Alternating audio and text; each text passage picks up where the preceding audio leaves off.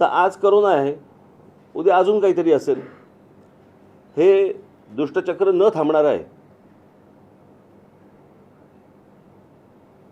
आपण या सगळ्या गोष्टींना वेळीच बंधनं घालत नाही आहोत. कोणी येतंय, कोणी जातंय आणि त्या सगळ्या ह्याच्यामध्ये महाराष्ट्रामधला नागरिक हा घरामध्ये अडकून पडतोय. हे काही चित्र चांगलं नाही आहे. परत परत लॉकडाऊन उभं राहणं आणि त्याच्यामध्ये सगळ्यांचीच वाताहत होणं, नोकरी करत असलेल्या लोकांचीही होणं, व्यापाऱ्यांचीही होणं, तुमच्या विद्यार्थ्यांचीही होणं, हे काही चांगलं लक्षण नाही. त्यामुळे मी काल त्यांच्याशी बोलत असताना माझ्याकडे अनेक तक्रारी आल्या गेल्या 2-4 दिवसामध्ये, आठवड्याभरामध्ये, आणि अनेक सूचना देखील आल्या. मी काही तक्रारींचा पाढा वाचला नाही, मी सूचनांचा पाढा वाचला. आणि त्याच्यापैकी काही सूचना ज्या मी त्यांना केल्या ते काढून टाक. काही सूचना मी ज्या काही त्यांना केल्या त्या मी फक्त आपल्यासमोर आणि आपल्या मार्फत जनतेसमोर मी वाचून दाखवतोय. पहिला विषय होता उत्पादनाबाबत, की ज्या स्मॉल स्केल इंडस्ट्रीज आहेत, मोठ्या तर उद्योग कारखाने मोठे आहेतच, त्यांना परवडू शकतं, परंतु जे छोटे व्यापारी आहेत, छोटे कारखानदार आहेत, त्यांना उत्पादन चालू ठेवायला सांगितलेलं आहे, पण विक्री करायची नाही म्हणून सांगितलं आहे. आता उत्पादन करून जर विक्री होणार नसेल तर ते उत्पादन कशासाठी करतील? आणि केलेलं उत्पादन त्यांनी ठेवायचं कुठे? आणि म्हणून मी त्यांना सांगितलं की आठवड्यातून ही जी दुकानं आहेत जिथे विक्री होऊ शकते, हे आठवड्यातून किमान 2 ते 3 दिवस ही तुम्ही किमान उघडी ठेवली पाहिजेत. जर ते उत्पादन करत असतील तर त्यांना याची विक्री पण झाली पाहिजे, तर त्या उत्पादनाला काहीतरी अर्थ आहे. आणि म्हणून हे जे सगळे छोटे व्यापारी आहेत यांना आठवड्यातून किमान 2 वेळा किंवा 3 वेळा तरी दुकानं उघडी ठेवण्यासाठी तुम्ही मुभा द्यावी. दुसरी सूचना होती म्हणजे बँकांची जबरदस्ती. या सगळ्या अख्ख्या दिवसांमध्ये व्यवसाय सगळे बंद आहेत. अनेक लोकांनी अनेक गोष्टी घेतलेल्या आहेत, बँकांचे हप्ते आहेत. आपण समजू शकतो की बँकांकडे पैसे परत गेले पाहिजेत, परंतु लोकांकडे पैसे असतील तर ते बँकांकडे परत जातील ना. आणि त्याच्यामुळे सर्व ह्या ज्या काही बँका आहेत या सर्व बँकांशी राज्य सरकारने बोलून घ्यावं की ही जी कारण अनेक ठिकाणी आपल्याला असं दिसून येतं की हे सक्तीने वसूल केले जात आहेत. तर आता हे 30 मला असं वाटतं एप्रिलपर्यंत आहे ना, हे 30 एप्रिलपर्यंत आहे. तोपर्यंत लोकांनी काय करायचं, हप्ते कसे भरायचे, तर त्याबाबत तुम्ही बँकांना सूचना द्यावीत. तिसरा विषय होता वीज बिलासंदर्भामध्ये, की सरसकट लॉकडाऊन काळात वीज बिल माफ करणे.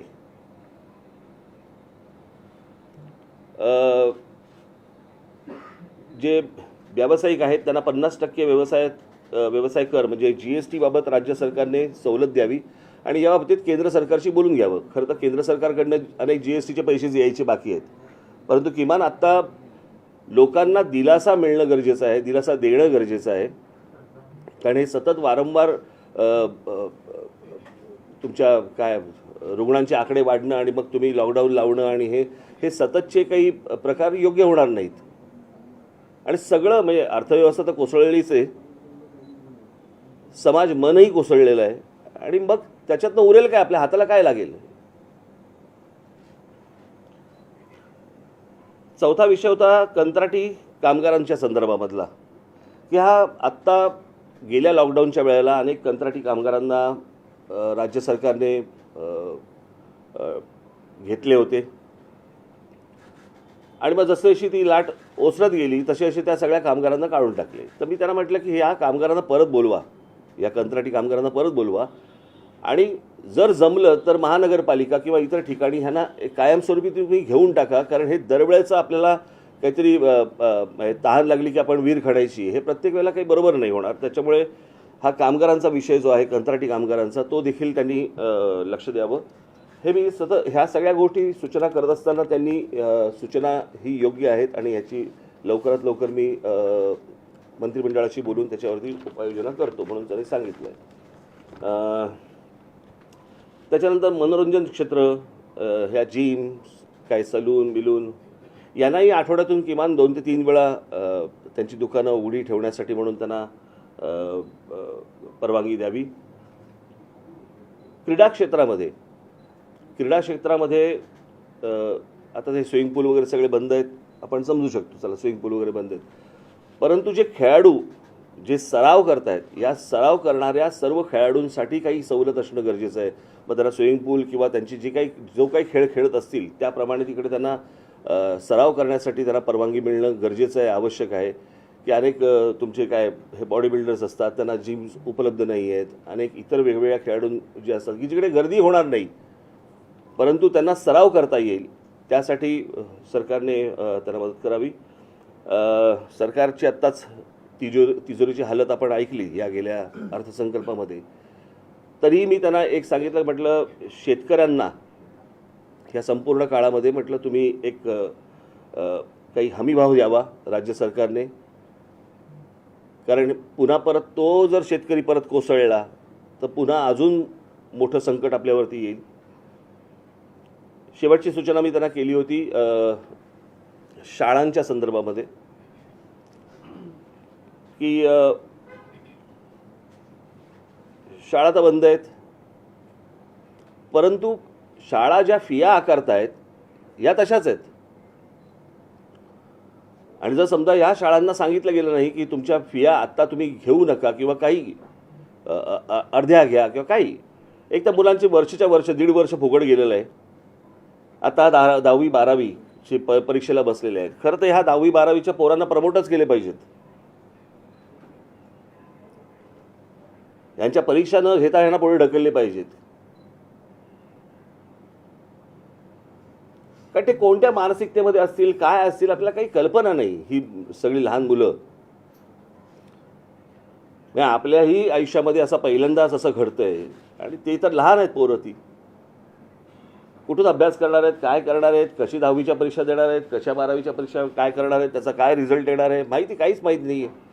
आणि म्हणून मी राज्य सरकारला विनंती करेन की ह्या 10वी 12वीच्या ज्या मुलं आहेत यांना जसं खालच्या विद्यार्थ्यांना जसं प्रमोट करतात तसं 10वी 12वीच्या विद्यार्थ्यांना पुढे तुम्ही ढकलावं. त्याच्यामध्ये शाळा ज्या आहेत, शाळांमधले जे कर्मचारी आहेत, शाळांना पैसे येत नाही आहेत, उद्या शाळांमधले जे काही कर्मचारी आहेत ह्यांना शाळा पगार कुठून देणार आहे. सो जसा विद्यार्थ्यांचा विचार फियांच्या संदर्भामध्ये राज्य सरकारने करावा तसाच शाळांचा देखील विचार हा राज्य सरकारने केला पाहिजे. अशा काही महत्त्वाच्या सूचना मी काल मुख्यमंत्र्यांना केल्या आणि त्याच्यावरती त्यांच्याकडनं मला ऐकायला तरी मला गोष्ट पॉझिटिव्ह दिसली की ते याच्यावरती तात्काळ कारवाई करतील, या गोष्टीमध्ये लक्ष घालतील. राज्य सरकारमधल्या इतर मंत्र्यांशी बोलून त्याच्यामध्ये काही लोकांना सूट मिळेल अशी मला अपेक्षा आहे. खरं हे होय, अर्थातच, कारण हे तुम्हाला ही लक्षणं दिसायला लागली साधारणपणे जानेवारी एंडच्या पासून तुम्हाला ही परत लक्षणं दिसायला लागली. आणि दिसायला लागल्यावरती तात्काळ याच्यावरती राज्य सरकारने, महानगरपालिकांनी याच्यावरती काही त्या दृष्टिकोनातनं पावलं टाकणं आवश्यक होतं. की लगेच अगदी एवढी लाट येईपर्यंतची वाट बघण्यात काही अर्थ नव्हता त्या गोष्टीला. आणि मागच्या वेळेला जसं केलं होतं आणि तो जो काय खर्च झाला असता, आम्ही दुर्लक्ष केलं असतं, कोणाला कंत्राट दिली, कोणाला काय केलं, परंतु लोकांना किमान बेड तरी मिळाले पाहिजे होते. आज सगळ्या हॉस्पिटल्समध्ये जर परिस्थिती तुम्ही बघितली तर आज जवळपास सगळी हॉस्पिटल्स बेड्स देत नाही आहेत, बेड्स असून देत नाही आहेत. जर कोणी कोविड पेशंट गेला, म्हणजे मी आत्ताच माहिती घेत होतो की अनेक ठिकाणी हॉस्पिटलमध्ये गेलेले पेशंट हे एकेका हॉस्पिटलमध्ये 2-3 दगावले की बेड्स मिळाले नाहीत म्हणून. आणि हॉस्पिटलकडे बेड्स असताना जर समजा ते युटिलाइज होत नसतील, जर ते वापरले जात नसतील, मग ही हॉस्पिटल करायची काय? एक तर ही महानगरपालिकांच्या जमिनींवरती उभी आहेत, महानगरपालिकांचं पाणी, वीज, राज्य सरकारच्या सगळ्या सवलती यांना सगळ्या गोष्टींच्या मिळत असतात. आणि त्याच्यानंतर जर ज्या वेळेला तुम्हाला राज्यावरती ज्या वेळेला संकट येतं त्यावेळेला ह्यांनी हात पुढे नको करायला. मला ते तिकडे ठाण्याच्या एका कुठचं अपोलो हॉस्पिटल का काहीतरी तिकडे ग्लोबल हॉस्पिटल तिकडे किती बेड्स दाखवत आहेत? 1000 बेड्स आहेत दाखवत आहेत. आणि कोणी गेलं तर म्हणतात की तिकडे बेड्स नाही आहेत आणि 200-250 बेड्स रिकामे आहेत. मग तर विचारपूस केली तर कळतं, मग आमदार फोन करतात त्यांना बेड द्यायला लागतात, नगरसेवक फोन करतात त्यांना बेड द्यायला लागतात. अरे ह्याला काय अर्थ आहे? म्हणजे जो सर्वसामान्य नागरिक जो तिकडे जाणार तिथे तो म्हणणार की बाबा मला ताप आलाय, मला आता तुम्हाला बरं वाटत नाहीये, म्हणजे त्याला बेड नाही मिळणार.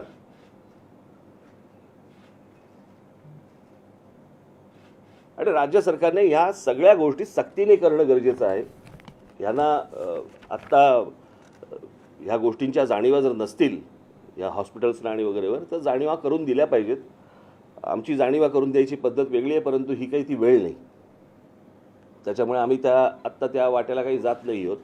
परंतु जे हॉस्पिटलचे जे कोणी बघणारे लोक असतील त्यांनी या गोष्टींचा नीट गांभीर्याने विचार करणं आवश्यक आहे. मला पण आता कळेन असं झालं नक्की लक्ष कशावरती द्यायचं.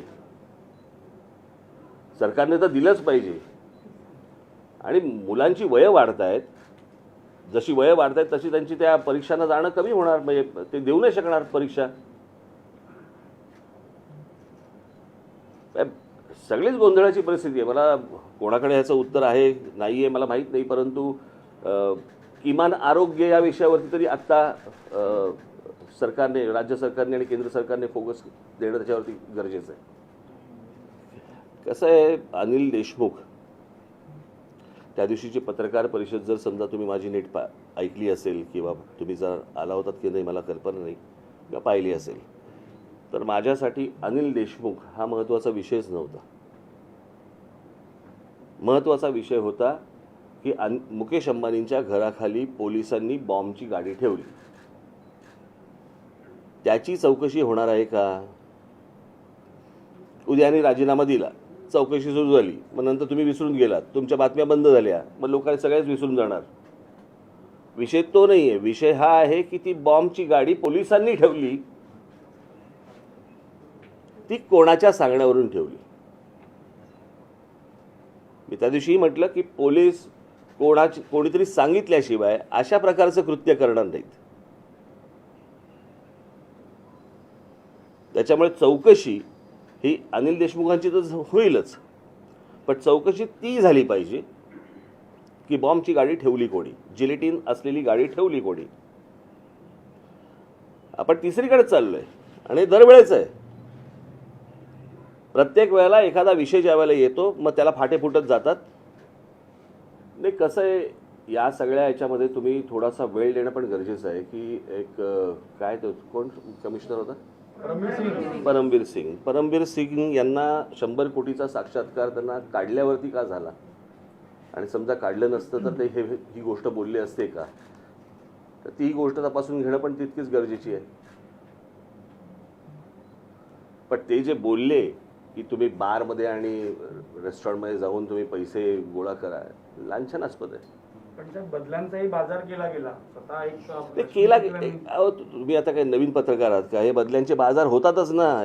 एकदा मंत्रालयामध्ये जर समजा तुम्ही कान दिलेत, आता मला फार बोलायला पण तुमच्याबद्दल लावू नका. तुमचेही अनेक लोक तिकडे असतात बदले घेऊन.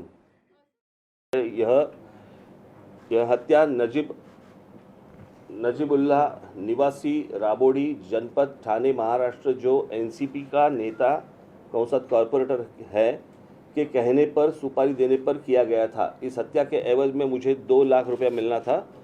ओसामा ने नजीबुल्लाह से कितने रुपए में डील किया था मुझे पता नहीं है. एफआईआर में शक नजीबुल्लाह पर किया गया था. ही अशी सत्ताधाऱ्यांची ही माणसं दिवसाढवळ्या खून करतायत. याच नजीबुल्लाहचं नाव हे सूरज परमार ज्यांनी आत्महत्या केली होती, एक बिल्डर होते, त्यांनी आत्महत्या केली होती. त्या आत्महत्या केलेल्या त्यांच्या मृत्यू जे काही पत्र त्यांनी लिहिलं होतं आत्महत्या करतानाचं, त्याच्यामध्ये देखील या नजीबुल्लाहचं नाव होतं. आणि त्याच्यानंतर ही केस देखील रफादफा झाली. त्याच्यानंतर पुढे काही झालं नाही. आता पुन्हा या नजीबुल्लाहचं नाव आलेलं आहे. मला राज्य सरकार काय करतं याच्यावरती मी वाट पाहतोच आहे. परंतु या संदर्भामध्ये मी लवकरच माननीय शरद पवार साहेब यांची मी भेट घेणार आहे की अशी जर मंडळी यांना पक्षामध्ये सांभाळायची असतील तर मला असं वाटतं की दुसऱ्यांचे पण हात काय बांधलेले नसतात. आणि मग या सगळ्या गोष्टींना जर खुनाने उत्तर खुनाने अशा जर गोष्टी महाराष्ट्रामध्ये सुरू झाल्या, सुसंस्कृत महाराष्ट्रात सुरू झाल्या, तर हे काही चित्र चांगलं दिसणार नाही. आणि म्हणून या गोष्टींना वेळीच आवर घालणं आवश्यक आहे. नजीब मुल्ला या त्यांचा जो कोण नेता असेल NCPचा, याच्यावरती कारवाई होणं गरजेचं आहे, अरेस्ट होणं गरजेचं आहे आणि त्याला शिक्षा होणं गरजेचं आहे. आणि याच्यासाठी मी लवकरच त्यांची पवारसाहेबांची मी भेट घेणार आहे.